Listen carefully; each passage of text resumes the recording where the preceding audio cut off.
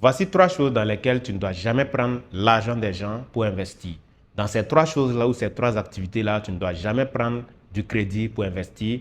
Je t'ai dit tout dans cette vidéo et la dernière est la plus importante à retenir.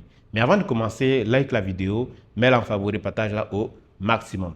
La première des choses dans laquelle tu ne dois pas prendre l'argent des gens pour investir, c'est le e-commerce. Si tu pratiques une activité comme le e-commerce, je te déconseille fortement de prendre du crédit pour y investir, surtout quand tu débutes. Le e-commerce, c'est un business qui consiste à vendre des produits en ligne. Dans ce modèle de business-là, généralement, on va d'abord tester des produits pour voir si ces produits-là se vendent bien sur Internet dans une zone géographique donnée. Et lorsque ça fonctionne, on va injecter beaucoup plus d'argent pour commander ces marchandises en grande quantité afin de les vendre et avoir plus de résultats. C'est un modèle de business qui fonctionne très bien et qui est en train d'exploser actuellement en Afrique. C'est d'ailleurs l'activité principale que j'exerce depuis maintenant plusieurs années. Alors pour se lancer en e-commerce, la première des choses, c'est de se former, de comprendre exactement comment est-ce que l'activité fonctionne. Et une fois qu'on sait comment ça fonctionne, on va prendre maintenant un stock de marchandises qu'on va décider de vendre. Maintenant, il y a plusieurs jeunes qui me contactent justement pour la formation en e-commerce, mais qui n'ont pas forcément les moyens de commander un stock de marchandises qu'ils vont essayer de vendre. Et parmi ces jeunes-là, il y a certains souvent qui me demandent s'ils peuvent prendre du crédit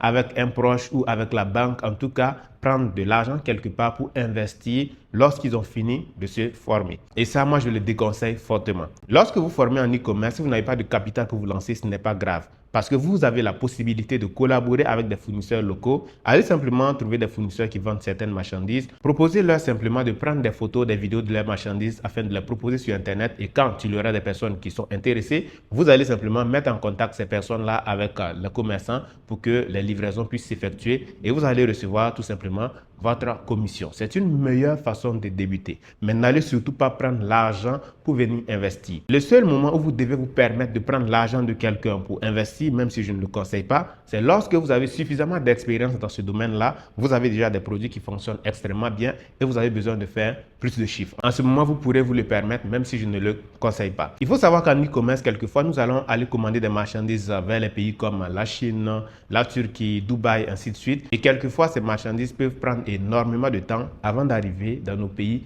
respectifs, avant même qu'on commence à vendre. Alors, si tu prends l'argent de quelqu'un pour investir dans le e-commerce, tu commandes une marchandise qui fait 3 mois, 4 mois, 6 mois avant d'arriver, tu vois que ça va être extrêmement compliqué pour le remboursement. Surtout si cette personne-là ne comprend pas exactement comment est-ce que le business fonctionne. Résultat, ça va te mettre de la pression. Et en tant que débutant, tu as déjà cette pression-là de quelqu'un qui est en train de faire ses premiers pas dans le business. Et donc, si il y a quelqu'un à qui tu dois encore énormément d'argent, cette pression qui devient de plus en plus lourde va finalement t'empêcher d'évoluer. Cette vidéo est déjà un peu trop longue, donc nous allons voir la